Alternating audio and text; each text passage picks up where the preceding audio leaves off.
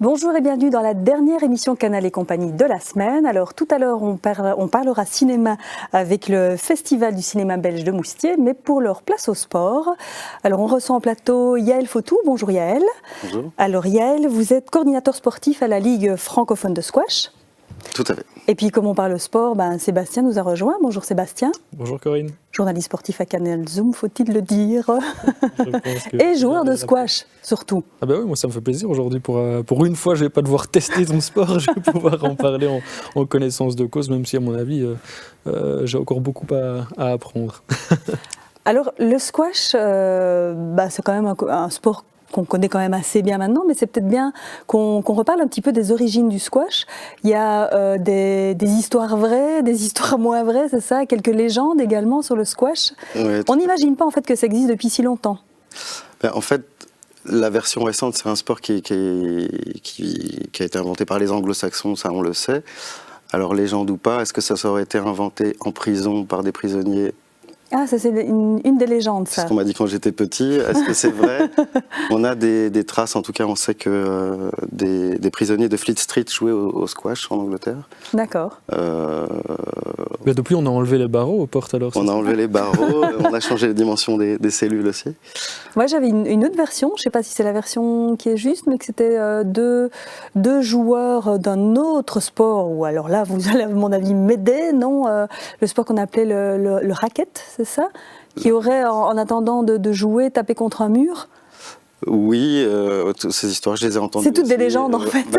C'est un peu difficile à savoir. On sait que ça a commencé à se structurer un peu plus fin du 19e siècle. Parce qu'on parle même de l'Antiquité dans certains écrits. C'était une version, j'imagine. On peut dire que ça dérive du jeu de paume, mais peut-être expliquer ce que c'est que le jeu de paume, parce qu'à mon avis, tout le monde ne sait pas ce que c'est. Le jeu de paume, c'est l'ancêtre de tous les sports de raquettes. De toute façon, oui. Ouais. Donc ça ressemble de très loin au tennis qu'on connaît actuellement, sur un terrain beaucoup plus grand, avec un filet, et aussi des murs sur le côté, d'où la parenté avec le squash. D'accord. Des murs sur un côté d'ailleurs. Ouais. Donc voilà, on ne sait pas exactement le vrai du faux. C'est sûr. C'est quoi ? J'ai pas compris. On n'était pas nés en tout cas. On n'était pas nés, non. Moi peut-être Sébastien, mais toi certainement pas. Mais en tout cas, ce qu'on sait, c'est qu'il a été reconnu comme sport à part entière 19e siècle ou Oui, c'est ça, 19e siècle, en 1880. Ouais. Mais c'est que très récemment que le squash moderne a vu le jour. On peut dire que ça fait 30 ans. Hein. Un peu plus, ouais. Ça fait 30-40 ans que le squash moderne existe et est pratiqué régulièrement. Discipline aux Jeux Olympiques depuis combien ? Pas encore, justement. C'est tout le débat. Est-ce qu'elle y arrivera ? Peut-être en 2020, qui sait ? Il y en a beaucoup qui croisent les doigts. Ah, c'est moche ça, enfin c'est dommage. On est candidat depuis quelques Olympiades déjà, on avait des très fortes chances pour les dernières Olympiades, en tout cas pour 2020. Donc la lutte, c'est pour peut-être remettre les choses dans leur contexte, la lutte a été écartée comme discipline olympique et donc il y a Wii Sport qui se sont présentés pour justement prendre cette place et dont le squash. Et il y a beaucoup de personnes très connues qui ont fait justement la promotion du squash, à l'image de Roger Federer qui est issu du monde du squash, peu de gens le savent. Et malheureusement, pour le moment, il n'y a rien d'acquis, même si c'est pas encore... On est souvent dans le trio final et puis on a du mal à franchir le pas. Pour quelle raison, en fait, le squash a du mal à s'imposer ? C'est un mystère pour nous, en tout cas, parce que tout le monde joue au squash. Enfin, on se fait la réflexion, tous les trois, Et le squash a réellement progressé, en tout cas pour tout ce qui est démocratisation visuelle. Aujourd'hui, le squash est très visible et compréhensible par tout le monde. La technologie HD fait qu'aujourd'hui, on voit la balle, on comprend ce qui se passe, même quand on n'a pas joué au squash. C'est pas un sport qui coûte cher à mettre en place pour des Olympiades. On a un format aujourd'hui très, très facile à mettre en place comparé au baseball, sans vouloir faire de l'ombre. Ça coûte moins cher de financer le squash au JO que le baseball. Donc il y a un aspect assez sympa aussi de communication autour du squash parce qu'il y a eu des championnats du monde qui ont été faits au pied des pyramides d'Égypte. Il y a ce genre de choses qui peut être fait, ça peut être... assez rapidement sur place. Je ne sais pas si on a vu les images. Moi, j'ai pas encore vu. Voilà, ça c'est des images, mais ça c'est justement. Donc ça c'est en prison. Alors c'est ça fait partie de la légende. Alors ça. Oui, ça ressemble à une cour de prison en tout cas. Oui. Ouais. Et ça c'est l'ancêtre. Les raquettes étaient pliées, tiens, à l'époque. Ouais. C'est ça, elles sont pliées. Hein. Tout à fait. Elles sont courbées. Et tout ça pour en venir justement, là on a quelques jolies photos, là ça se trouve. Tout à fait, aujourd'hui le squash de haut niveau se pratique sur des terrains complètement vitrés. Donc on peut assister à 360 degrés. Une rentrée visuelle. C'était ça dont tu parlais, Sébastien. Voilà, au pied des pyramides. C'est magnifique. Ça se filme aujourd'hui en multicaméra avec des angles assez incroyables. C'est très dynamique. C'est vrai que c'est un côté un peu bling-bling, un peu communication. Il y a moyen de faire quelque chose, quoi. Tout à fait. Ça peut être spectaculaire au niveau de la mise en place. Hein. Ça, c'est l'actuelle championne du monde, qui est malaisienne. Est-ce qu'il y a beaucoup de femmes qui jouent au squash ? Il y en a pas mal, pas assez en Belgique à notre goût, donc on va essayer de redynamiser tout ça. Mais oui, c'est pas un sport réservé aux hommes, pas du tout. On y joue enfants, hommes, femmes, de 7 à 77 ans sans problème. Vous me démentirez pas si je dis que c'est très physique, le squash. C'est un des sports les plus physiques. Hein. C'est là où on peut dépenser le plus de calories. En tout cas, d'après les études qui ont été faites, en général, au squash, on brûle 10% de calories en plus que n'importe quel sport. Donc, c'est plutôt pas mal. Hein. C'est un sport qui est très physique, qui demande énormément de réactivité, qui est aussi très technique. Donc, c'est un sport qui demande énormément de choses, et même au niveau cérébral, hein, finalement, parce qu'il y a pas mal de gens qui font toujours le parallèle avec un jeu d'échecs, en fait. Hein. C'est vraiment une occupation de terrain, il y a vraiment une tactique à avoir, une stratégie à mettre en place, et finalement, chaque coup peut avoir son importance. Mais ça, à mon avis, ici, monsieur fait à un autre niveau que moi, donc c'est encore plus important à ce niveau-là. Mais c'est vrai que c'est un des rares sports de raquette où on se trouve sur la même surface pour jouer. C'est-à-dire qu'on n'est pas séparé par un filet. Pardon. Ce qui est parfois dangereux. Et ce qui peut être dangereux, non, puisque la plupart des joueurs s'en sortent bien. Il y a rarement d'accidents, finalement. Vous avez tous pratiqué, donc parfois on arrive à se faire peur quand on débute. Les joueurs expérimentés ne se font jamais mal, ne se touchent à peine. Justement, il y a une règle spécifique qu'on appelle la gêne en français et le let en anglais, qui permet d'arrêter le jeu dès qu'une gêne est occasionnée lors d'un échange. Donc, on parlait du côté calories, je ne suis pas étonnée, Sébastien, que ce soit une préoccupation pour toi, la perte de calories. On n'est pas gros de rien. Hein, donc. Mais je ne sais pas si c'est une légende, ça par contre, mais moi j'ai toujours entendu dire, et pour l'avoir aussi pratiqué, qu'au niveau du cœur, c'était quand même assez costaud aussi. C'est costaud, mais pas plus qu'un sport pratiqué à haut niveau ou qu'un autre sport. On monte effectivement assez vite dans les pulsations. Mais, sur des accélérations. Sur des accélérations, donc c'est vrai qu'on travaille ce qu'on appelle la résistance, mais à la fois l'endurance. Le squash est un sport continu. On n'arrête pas de jouer pendant 1 minute entre chaque échange. Le squash doit rester continu. Mais les accidents vasculaires sont rarissimes. En fait, il n'y a aucune statistique qui prouverait que le squash qu'effectivement, serait ce sera un peu dur pour le contraire. Donc c'est un peu une légende aussi.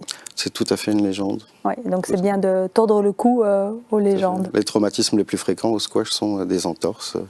Oui, c'est ça, c'est beaucoup de chocs, hein, parce qu'il faut aller un petit peu partout dans la salle. Ce sont justement des revêtements assez durs. C'est du parquet, c'est ça ? Du parquet. Des parquets assez spéciaux, en fait, qui ne sont pas si durs que ça, puisqu'ils sont faits de telle manière qu'il y a une sorte d'élasticité au sol, et qui permettent justement d'encaisser beaucoup plus au niveau des genoux. Vous qui pratiquez tous les deux, pour l'un et l'autre, quelles sont pour vous les aptitudes physiques pour pouvoir bien pratiquer le squash ? L'endurance, clairement, dans un premier temps, parce que les échanges sont souvent longs. Hein. Enfin, je pense qu'à mon niveau, on essaie encore trop vite de faire le point, mais quand on regarde à un niveau beaucoup plus élevé, les échanges, ça relève du rallye, quoi. Hein.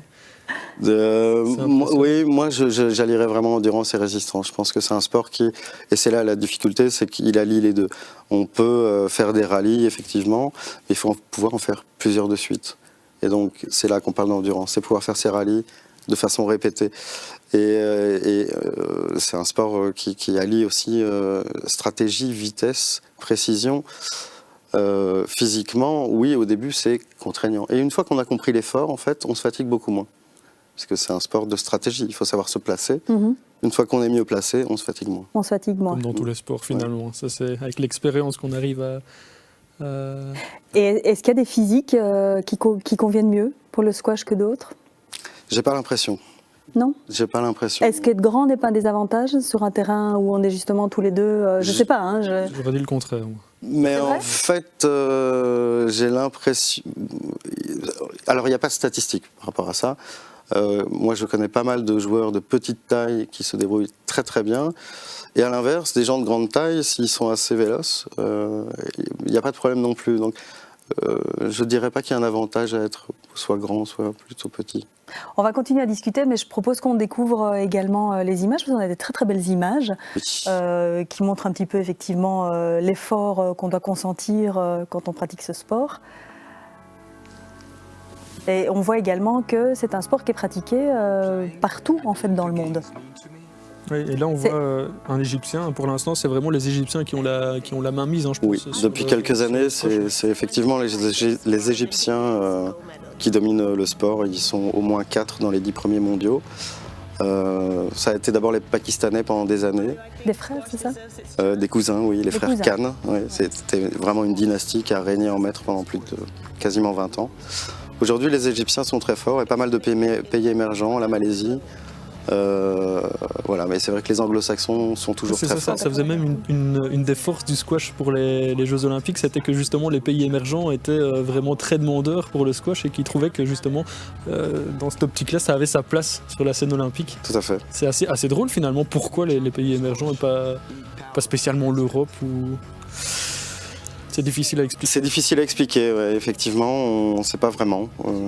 C'est démocratique comme sport? C'est très démocratique, contrairement aussi à quelques poncifs qu'on a déjà entendus. Le squash n'est pas cher à pratiquer. Bah tiens, par exemple, en principe, le squash se joue aussi comme on va par exemple réserver un cours de tennis 1 heure, c'est aussi ce qu'on peut faire au squash. Et ça coûte combien en moyenne un terrain de squash pour 1 heure? Alors en Belgique, en général, on réserve un terrain pour 40 minutes ou 2 fois 40 minutes. 40 minutes à 2, un prix moyen, je vous dirais que c'est entre 13 et 15 euros à diviser par 2. Donc, ce qui est un peu moins cher que le terrain de tennis finalement. Un peu moins cher que le terrain de tennis. On pense qu'on se dépense plus, hein, comme on disait très justement tout à l'heure. En 40 minutes, c'est comme si on avait fait 2 heures de tennis. Donc finalement, le rapport qualité-prix. Donc et l'équipement n'est pas spécialement, on va en parler hein, d'ailleurs de l'équipement. L'équipement n'est pas plus cher non plus qu'un équipement de tennis ou d'un autre jeu de raquettes finalement. Tout à fait. Et tous les clubs aujourd'hui prêtent ou louent des raquettes. Donc à toute personne qui veut commencer, ne doit pas investir au départ. Elle peut aller dans un club de squash, réserver un terrain, demander à être initié et ça va pas lui revenir. Là, on voit un petit peu l'explication de la mise en place. La mise en place des terrains vitrés qui aujourd'hui peuvent s'implanter à peu près n'importe où. On a déjà eu en Belgique ? On a des terrains vitrés en Belgique, mais on n'a jamais fait ce genre de grande démonstration dans des lieux publics. Mais je compte bien essayer d'organiser ça dans les années à venir. C'est vrai que c'est chouette, hein, c'est vraiment impressionnant et comme vous dites, on peut vraiment voir de tous les angles possibles et imaginables ce qui se passe. Et puis même maintenant, je trouve qu'il y a des vidéos très promotionnelles pour le squash où on voit des échanges qui sont... Des échanges incroyables. Ah oui, qui sont incroyables, qui sont spectaculaires. Donc finalement, le squash peut être spectaculaire aussi. Oui, parce que c'est sport à pratiquer, mais c'est sport à regarder aussi. C'est sport à regarder aussi. Pas suffisamment médiatisé. Très peu médiatisé. Alors en Europe, vraiment très peu. L'Angleterre fait quelques efforts à ce niveau-là, mais c'est vrai que nous en Belgique, moi j'ai jamais vu de squash à la télé. Tout à l'heure, c'est vrai que la première fois que la RTBF a décidé de diffuser un match de squash, eh bien c'était à l'époque où les règles n'avaient pas encore été changées et donc après 1 demi-heure, 40 minutes, je pense, de match, le premier set était à peine entamé, quoi. Donc fatalement, ça avait suscité pas mal d'interrogations et je peux comprendre le choix de ne pas avoir persévéré dans la diffusion du squash. Maintenant, les règles ont été changées, donc je pense que ça a été justement... Ah, c'est important de dire, ça date de quand, ce changement de règles ? Il y a un peu moins d'une dizaine d'années, en tout cas pour la Belgique, le scoring est devenu direct. Donc, chaque fois que quelqu'un marque un point ou fait une faute, eh bien, le score bouge automatiquement. Donc, les matchs sont plus courts, effectivement. Ne durent plus jamais 2h30 comme c'était le cas dans le passé. Avec plus de rebondissements ? Avec plus de rebondissements, et la technologie a aussi évolué. On parlait des raquettes. Les raquettes avec lesquelles moi j'ai débuté, qui étaient des raquettes en bois avec un tout petit tamis, ne nous permettaient pas de frapper si fort. Donc le jeu s'est aussi accéléré, la technique a changé. Donc plus visuel, plus agréable à regarder aussi. Beaucoup plus agréable à regarder. Et la technologie HD fait effectivement qu'aujourd'hui un néophyte peut suivre la balle. Avant on ne pouvait pas. Oui, et puis alors aussi, effectivement, ces terrains complètement vitrés qui rendent aussi le côté visuel. Et un petit peu même question que tout à l'heure, l'un et l'autre, je ne sais pas Yael, mais je sais que Sébastien joue à d'autres jeux de raquettes. Et j'aurais envie de dire, je ne sais pas si c'est votre cas également Yael, vous jouez au tennis badminton? J'ai touché un peu à tous les sports de raquette. Et pourquoi justement? Donc, justement, j'allais dire, qu'est-ce que le squash offre? Le squash, si on débute, on peut vite, c'est ce qu'on disait aussi tout à l'heure, on peut vite avoir un petit niveau, on peut vite se débrouiller. Le tennis, au niveau technique de base, c'est déjà un certain chemin à parcourir pour pouvoir bien taper la balle, bien renvoyer. Au squash, moi je vois des joueurs qui viennent de commencer, qui font déjà des longs échanges, qui se dépensent comme des fous et qui ont l'impression vraiment d'avoir fait un bon match, quoi. Moi je me rappelle à mes débuts en tennis, je voyais pas passer les balles, je savais pas ce que je faisais sur le terrain, tout allait dans le filet, c'était frustrant. Mais... je parle des débuts, hein. Ça a évolué depuis. Mais c'est exactement ça. En fait, le squash est un sport extrêmement ludique à tout niveau. Donc on peut, en 5-10 minutes de prise en main d'une raquette de squash, commencer à jouer et à s'amuser, ce qui est plus délicat avec d'autres sports. Et ensuite, on progresse par palier, en fait. Donc, on a l'impression de progresser assez vite au début, puis on stagne, et puis on va passer un nouveau palier. Et les paliers au squash sont assez nombreux, finalement. Et moi, mon expérience fait qu'une fois qu'on y a goûté, on y retourne. On peut commencer à quel âge? Alors, les programmes de mini-squash qui sont élaborés débutent à partir de 4 ans. On va dire que c'est plus de la psychomotricité.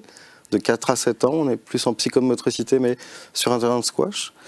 Et à partir de 7 ans, la prise en main et la technique s'apprend vraiment de manière assez instinctive et beaucoup plus facilement. Donc un sport quand même, finalement, si on fait le bilan, vachement intéressant, dans le sens où, en tout cas, en tant que joueur qui s'apprend finalement, où on a l'impression en tout cas d'évoluer plus vite qu'un autre sport de raquette comme le tennis, qui nous fait dépenser beaucoup de calories, donc ça c'est pas négligeable non plus. Finalement un peu plus démocratique que le tennis, puisqu'un petit peu moins cher au niveau du terrain, beaucoup d'avantages. Mais c'est vrai que le squash a cette image parce que c'est un sport de gentleman, et je pense que ça... On a l'impression que c'est un petit peu prout-prout peut-être comme sport. Il n'y a pas justement peut-être un effort de communication à faire à ce niveau-là Si, absolument, mais c'est pour ça qu'on est là. C'est pour ça c'est pour ça que je pose la question, parce que c'est vrai que souvent, quand on dit qu'on joue au squash, le squash, c'est pas aussi populaire que le foot, et du coup, c'est pas... C'est vrai que ce sport a été très populaire dans les années 80, et que les images associées au squash dans les années 80, c'était le businessman qui allait... pendant son lunch, aller taper la balle avec son partenaire. Oui, un peu dans le même acabit que le golf, finalement. Exactement. Et en fait, c'est une réalité qui a existé, mais qui n'a jamais été unique. Et donc, en fait, le squash, si vous venez dans un club de squash, vous allez voir tout type de population, avec des milieux sociaux complètement différents, qui évoluent ensemble au sein des clubs de squash. Et c'est vraiment très, très ouvert, en fait. On a des raquettes ici en plateau. Moi, j'y connais rien du tout, mais je ferai juste la petite remarque. La première raquette, mais qui n'était pas spécialement une raquette de squash, puisque vous m'avez rectifié. Elle a bossé son sujet, c'est ça voilà, qu'elle essaie de nous signifier. Était une raquette, mais c'était une raquette, enfin c'était ici en tout cas du jeu de paume, une date de 1505 pour l'information que j'ai, et pesait 400 grammes. Voilà, on en est loin aujourd'hui. C'est vrai que depuis... la fin des années 70, on est passé des raquettes en bois à des raquettes ensuite en graphite, en carbone, en aluminium. J'ai encore mes raquettes en bois. Elles sont beaucoup plus rondes aussi. Beaucoup plus rondes, un tamis beaucoup plus étroit, plus étroit. Moins en goutte, ça c'est sûr. Voilà, aujourd'hui on a des formes de gouttes qui sont très à la mode et qui permettent une surface beaucoup plus large, et donc c'est bien pour les joueurs débutants. En fait, si je jouais aujourd'hui, je me rendrais compte que je jouerais pratiquement à un autre sport que ce que j'ai connu. Vous frapperiez plus fort, d'emblée. Ouais. Parce que la technologie a vraiment évolué. Elles sont aujourd'hui beaucoup plus résistantes, plus souples, beaucoup plus légères. Celle-ci fait 115 grammes, par exemple. 115 grammes. Est-ce que la balle est toujours... Enfin, moi, j'ai le souvenir d'une balle, finalement, pas facile à faire rebondir, où il fallait vraiment frapper fort. Il faut la chauffer, quoi. Il faut la chauffer. Elle devient plus dure quand ici, on sent, elle est encore assez molle, et plus on joue avec, plus elle devient dure, c'est ça, hein? Ou je suis à côté de la plaque? Non, plus elle rebondit. Oui, en fait, la friction de l'air à l'intérieur, puisqu'il y a de l'air à l'intérieur de la balle, provoque la chaleur, en fait, et plus la balle est chaude, et plus elle rebondit. Donc là, vous avez une balle de compétition entre les mains, et c'est vrai que si on devait la laisser tomber sur la table, on a l'impression qu'elle ne va pas rebondir. Si un joueur d'assez bon niveau tapait dessus pendant 2-3 minutes, vous verrez que la balle va monter en température, et elle va d'emblée rebondir beaucoup plus. C'est parce qu'on n'a pas de mur ici, sinon on aurait demandé à Sébastien de faire une petite démonstration. Voilà, de faire une petite démonstration et de frapper dans la balle. Et justement qu'on parle aussi de l'actualité du squash, on va voir quelques images. Il y a eu début de ce mois de février un tournoi qui a lieu chaque année. Oui, c'était le tournoi Émilie Lamélongo. C'était en l'honneur d'une joueuse qui évoluait à Namur, qui est malheureusement décédée suite d'une maladie assez abrupte. Voilà, ça a été une tragédie pour nous. Et donc chaque année, en son honneur, est organisé à Namur un tournoi open, donc toutes catégories. Et là, on voit qu'effectivement, les terrains, on n'est plus dans la version complètement vitrée. Non, là, vous voyez effectivement les terrains sur lesquels évoluent les squashers au quotidien, qui sont des terrains avec 3 murs et généralement une vitre à l'arrière. C'est rarement des petites caméras aussi, c'est ça qu'on voit, des petites caméras pour que les gens puissent suivre en streaming, en fait, en direct sur Internet. C'est assez amusant. Ah, donc l'intérieur du terrain est filmé. Pas toujours. Par exemple, je pourrais regarder Sébastien quand il va jouer pour voir un petit peu s'il se débrouille bien. Exactement. Et en général, les terrains sont de ce format-là, donc ne sont pas vitrés en fait. Simplement, il y a des clubs où les terrains sont vitrés, complètement vitrés, c'est assez rare. En Belgique, c'est assez rare. Ah oui, donc on est plutôt dans la version comme voilà, ça c'est la version classique, tout à fait. Alors, événement qui a démarré cette semaine, mercredi, ici à Namur, qui est le championnat de Belgique. Mardi. Il a débuté mardi. Oui, il devait débuter mercredi, et puis comme quoi, quand même, le squash a quand même du succès. Oui, tout à fait. On a dû étendre le nombre de jours parce qu'on avait énormément d'inscrits, plus que ce qu'on espérait. Donc je crois qu'on est à 180 inscrits cette année, parce que c'est vraiment un record. Ça a aussi lieu à Namur cette année, et c'est le championnat de Belgique, donc qui regroupe les deux fédérations, francophones et néerlandophones, et où s'affrontent les meilleurs joueurs de Belgique. Dont Sébastien. Et Yael, vous êtes dans la compétition? Non, parce que malheureusement, je suis français. Et donc, je n'ai pas le droit de participer. Ah, voilà. Ah bah oui, forcément. Voilà. Vous faites les championnats de France, alors? Non plus, parce que c'est trop loin maintenant. Mais je vais demander mes papiers bientôt. Je vais voir si je peux pas jouer en Belgique. Sébastien, tu participes en fait? Oui, moi je participe, oui. Mais dans la plus faible catégorie, hein, donc des 4 non classés. C'est la plus petite catégorie. Et on verra. Le classement, c'est comme au tennis? Non, pas du tout. En fait, on a en Belgique, bon, ça dépend des pays, mais en Belgique, en tout cas, il y a 4 séries, la meilleure étant la première série. Et à l'intérieur des séries sont déclinées des lettres A, B, C, D. A étant le meilleur, donc première série A. D'accord. Ici, au championnat, c'est hommes et femmes. Hommes et femmes. Ici, et forcément, il y a des champions l'année dernière, en 2014, puisque ça s'organise chaque année. L'année passée, ce sont 2 néerlandophones qui ont gagné. Stéphane Kastelein. Les néerlandophones sont plus... Non, je dirais pas ça, ça dépend. Il y a toujours une génération avec une exception qui va arriver, qui va briller plus. C'est vrai que Stéphane Kastelein est là depuis maintenant une vingtaine d'années. Je crois qu'il participe encore cette année au championnat de Belgique et il brigue son 19e titre. C'est un peu notre Jean-Michel Sèvres à nous, en fait. D'accord, ça va être dur, Sèvres. Ça, c'est pas du tout mon objectif. C'est un surdoué, c'est vraiment un surdoué. Oui. Il a fait partie du top 10 mondial. Il a quel âge ? Il a 39 ou 40 ans et encore aujourd'hui, il est au top en Belgique. Ah oui, si c'est son 19e titre, effectivement. Et c'est ça qui est sympa aussi au squash, il y a moyen de rebondir là-dessus, c'est que peu importe l'âge, justement, comme c'est un sport aussi cérébral, technique, stratégique, quelqu'un qui a, j'ai déjà vu des personnes de 60 ans mettre des claques à des gamins de 20 ans qui couraient partout sur le terrain. Parce que c'est... Non, c'est ça qui est aussi très, très drôle, parce que dans les autres sports, je veux dire, l'aspect physique rentre assez vite en ligne de compte. Je trouve qu'au squash, c'est pas vraiment le cas. Vraiment, il y a encore souvent des plus âgés qui sont impressionnants. J'ai des questions de savoir si j'avais encore l'âge de jouer. Bien sûr. C'est vrai qu'il n'y a pas d'âge, y compris pour la compétition. Maintenant, c'est vrai qu'à très très haut niveau, c'est un sport excessivement exigeant physiquement, et donc il commence à se faire... Stéphane, aussi brillant qu'il soit aujourd'hui, au niveau mondial, c'est compliqué physiquement, ça va. Il est classé au niveau mondial ? Je ne sais pas s'il est encore classé au niveau mondial. Il a été bien classé ? Il a été dans le top 10 mondial, dans le top 10 mondial. Donc déjà ça, c'est bien la preuve qu'il y a un problème qu'on ne médiatise pas assez, puisque le fait qu'un Belge ait été dans le top 10, on ne le sait pas nécessairement. C'est vrai qu'à mon avis, c'est relativement peu connu. Ouais. Moi, j'en avais déjà entendu parler, mais à mon avis, c'est pas très... Et au niveau des femmes, on se débrouille bien? Et au niveau des femmes, oui, chez les néerlandophones, il y a encore 2 sœurs, les sœurs Gillis, qui sont encore, pour l'une des deux en tout cas junior, elles ont je pense 17 et 19 ans, championnes de Belgique l'année passée, et cette année ça devrait continuer, elles sont assez incroyables, elles ont un très bon niveau au niveau européen, c'est vraiment des espoirs belges pour le squash. Oui. Elles seront là également tout à fait. Ici. Donc c'est peut-être l'occasion finalement pour les gens qui nous écoutent et qui voudraient se mettre au squash ou en tout cas venir voir ces championnats. Ici on est déjà au stade de la demi-finale, c'est ça? Oui, commencent à se jouer les demi-finales aujourd'hui. Et les finales, c'est prévu pour dimanche? Dimanche, voilà, dimanche 1er mars, à partir de 10h30, 11h du matin, les finales de moindre catégorie. Celle des non classés, et à partir de midi vraisemblablement les finales des professionnels en fait. C'est un autre sport. Hein.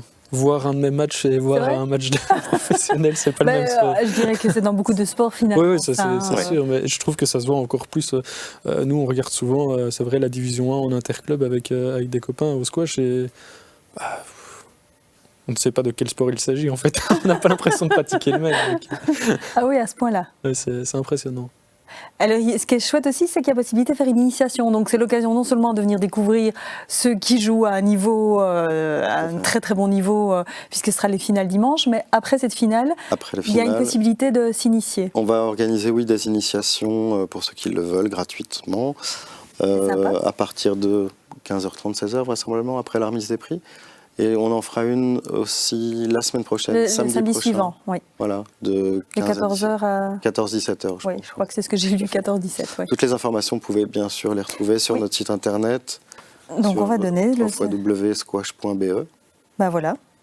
Je ne l'avais pas d'ailleurs, donc effectivement, on peut retrouver tout le classement ici par rapport au championnat et voilà, et pourquoi pas aller s'initier ou peut-être comme moi, quelqu'un qui n'a plus joué depuis 15-20 ans, qui pensait que c'était plus accessible. Oui, tout à fait. La plupart des clubs ont un système aussi qu'on appelle de box. Hein. C'est des compétitions informelles, généralement qui ont lieu le lundi soir. Moi, je vous conseille d'aller dans un squash un lundi soir et de dire que vous avez envie d'essayer de jouer.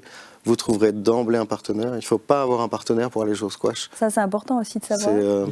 Par contre, c'est le seul jeu de raquette. Enfin, en tout cas, si on compare au tennis et au badminton, où on ne peut pas jouer de double.